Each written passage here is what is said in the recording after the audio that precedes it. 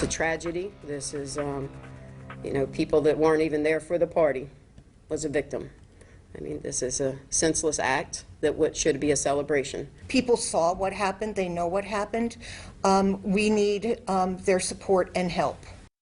Well, there you go. There you have it. Greensboro Mayor Nancy Vaughn with interim police chief Teresa Biffle addressing the city's latest violence that left 2 people dead and 4 others injured after a block party on Circle Drive. One of the victims, Kenesha Turner, a 19-year-old freshman at North Carolina A&T. Police say they are not associating the shooting with the university and say Turner was an innocent bystander when shots were fired. Fox 8's Aaliyah Sims joins us live now on Circle Drive, where police investigated the shooting for hours overnight into early this morning. Aaliyah, such a tragedy. Are there any leads on possible suspects? Well, Natalie, the police told me that there are no suspects at this time, but neighbors here in the cottage apartment say they saw at least 3 people run behind apartments with guns in their hands. In a news conference, Mayor Nancy Vaughn says the violence that we have been seeing in the city over the last few days is a setback in the community. Now, neighbors here tell me that it's sad that 2 people lost their lives just trying to enjoy themselves. In addition to Turner's death, a male was killed as well. But police have not identified him yet or given an age. Now, this all started around 11:30 in the 900 block of Circle Drive. This is the invitation of the block party that was sent around social media. A crowd of about 75 people were outside at the time of the shooting.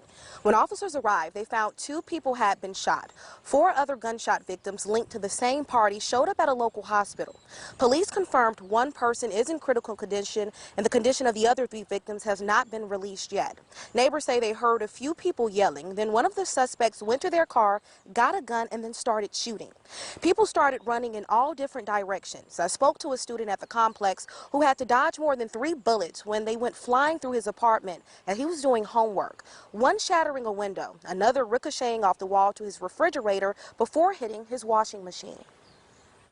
Man, I'm not going to hold you. I'm still a little bit shaken. I heard, I don't know, like 17, 18, 19 shots. I don't even know. You know, I came to see the damage, and I saw glass everywhere, and I was like, whoa. Well, I saw one of the suspects had taken a different kind of route, and I don't know, I was just shocked because I noticed that he had a firearm with him. I don't know, they were friends or they had some type of relationship, but she was lamenting the loss of her friend. It was hard to see. It was very hard to see.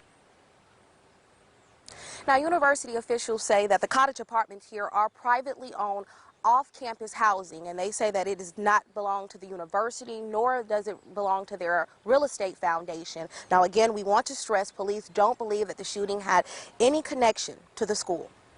Live in Greensboro, Aaliyah Sims, Fox 8 News.